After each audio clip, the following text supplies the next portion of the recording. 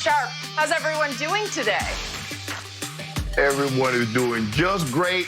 And the more we watch The Last Dance, Skip, the more things come out. The more and more stuff starting to come out, aren't they, Skip? Bayless. Yeah. Yeah, you know what I think, Shannon? I think I have become the modern-day Robin Hood. I rob from the rich, from Shannon Sharp, way up in his palatial estate up in Bel Air, and I give to the poor people who still believe LeBron is the GOAT. He is. After The Last Dance, when it's all said and done, they're going like, yeah, he the GOAT. I can't deal with that attitude. No doubt we will get there today. But you know what, guys? I would actually like to start with the Dallas Cowboys because the Cowboys seem to be pretty happy with the signing of backup quarterback Andy Dalton. Yesterday, Stephen Jones said that having Dalton on the roster helps him sleep better. Stephen used the Eagles' Super Bowl run with backup QB Nick Foles as an example of why Dalton being on the roster gives him peace. So, Shannon, could Andy Dalton do for Dallas what Nick Foles did for Philadelphia? No, I don't believe he can. Andy Dalton is 0-4 in the playoffs with Cincinnati, 1 touchdown, 6 INTs, and never scored more than 13 points. He did miss a playoff start, Skip, with a thumb injury. The thing is that, Skip, you and I both know this. Nick Foles had that one great year. You remember, Skip, he went 27-2, 27 touchdowns, 2 interceptions. Outside of that, he's never strung together another year. Therefore, that's why I think he was either traded or released. Bounced around, went to Kansas City, went to the Rams, went to Kansas City, ended up going back to Philly. So he's never, ever been able to parlay that success, that Super Bowl run success, over a long period of time, other than that one great season that he had in which they went to the playoffs but ended up losing to the Saints. Skip, Nick Foles got hot at the right time. I don't know if people realize how close they came to actually losing.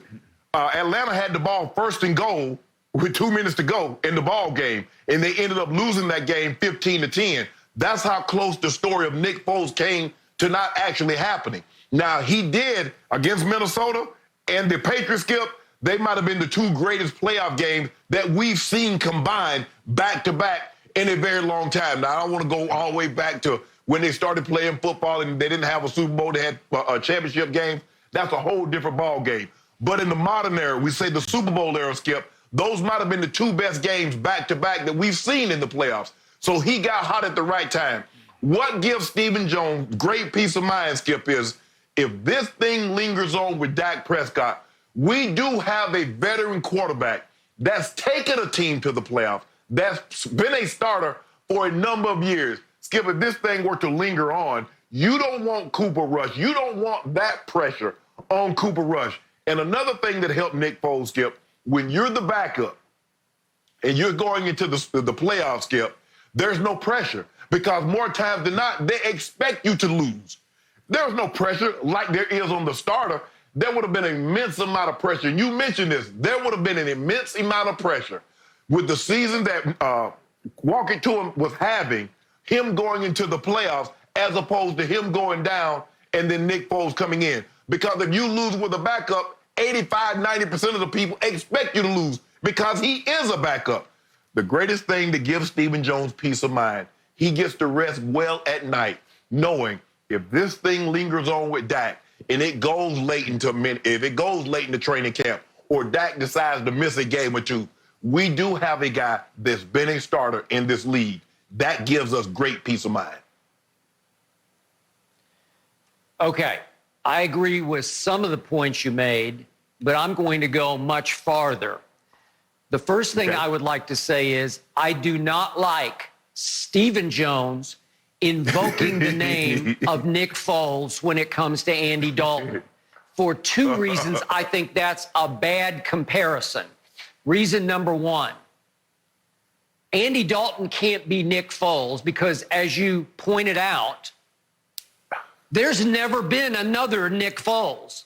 Nick Foles did things in the postseason we have never, ever seen done in the history of professional football in America. There's a one and an only Nick Foles. Shannon, what he did is impossibly great. I still don't understand it because nothing he had done in regular seasons, even though he had the good touchdown interception total, but nothing he had done to that moment predicted what was about to happen. Because when your guy, Wentz, tore his knee up, remember, it was out here in Los Angeles at the Coliseum late in the 2017 season against a Rams team that was one of the top 3 or 4 teams in football at that point? Yep. And what did Nick Foles do? Foles came in and saved the day and the game, and I don't know, you could argue the season. Remember, there was a late 3rd and 8 when the game was teetering. They were still up by 3 with a couple of minutes left. And he hit Aguilar on a 3rd and 8 for a 10 or 12-yard gain.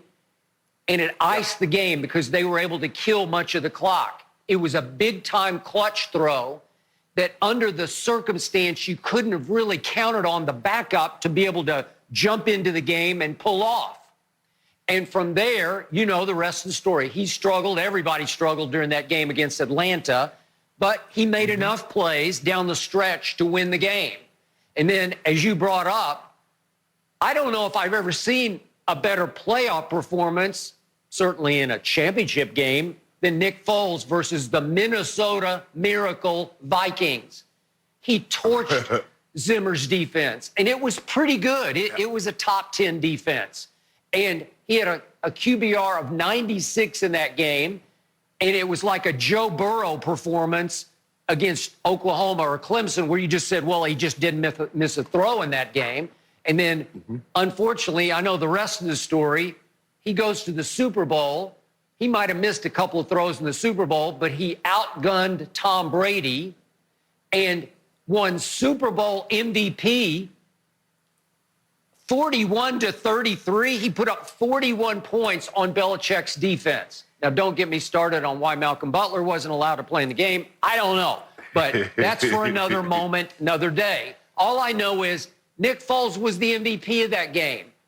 Nick Foles was going to Disney World. Nick Foles then took that performance into the next year when Carson Wentz again got hurt. And down the stretch of 2018, help me out, Shannon, what were they doing in the locker room in Philadelphia? What did Chris Long and some of the veteran players do? They built a shrine to Nick Foles, a shrine to the backup quarterback, Nick Foles. What did I start calling him here on Undisputed? He's the Magic Man. He was the Magic Man. I've never seen such weird intangibles in a quarterback, and he's not a vocal, charismatic leader type. It's just that his intangibles are the bigger the moment, the better he plays. I don't know. I've never seen that happen before. And what did he do? He goes to Chicago against the top 5 defense at that point, 2018, and he beats them. It took the crossbar field goal. A double doink field goal missed. Yeah, double doink, yeah. But he beat him, and he played very well in that game. And then what did he do? He goes to New Orleans, Nick Foles does, and he outplayed Drew Brees and had them on the run and on the ropes. And he hits Alshon right in the chest with the ball on what looked like the last-ditch, maybe game-winning drive. And Alshon muffs it up into an interception that ended the game. But Nick Foles looked like he was going to pull off a Nick Foles again. Okay?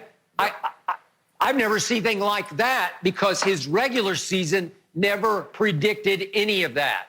And to your point, he went to St. Louis and was 4-7 as a starter. And obviously, he winds up going to Jacksonville last year before he got hurt. He was 0-4 as a starter. And overall in his career, he's 26-22 as a starting quarterback in the regular season. Okay, so now let me briefly address my new quote-unquote backup quarterback, Andy Dalton. Shannon, I got to tell you, I owe him an apology. I've said a lot of sarcastic things about Andy Dalton, who had become a punchline of NFL quarterbacks because he's been so bad in the postseason. To your point, he got hurt for the one game, but he's played 4 playoff games, and he's been pretty terrible in all 4 of them. And they got beaten pretty badly in all 4 of them. Yet, if you look harder at his regular season, the guy that got stereotyped as a loser, the sort of a lovable loser, if you will, a good guy, but a loser. That guy has been extraordinary. The first 5 years in Cincinnati, that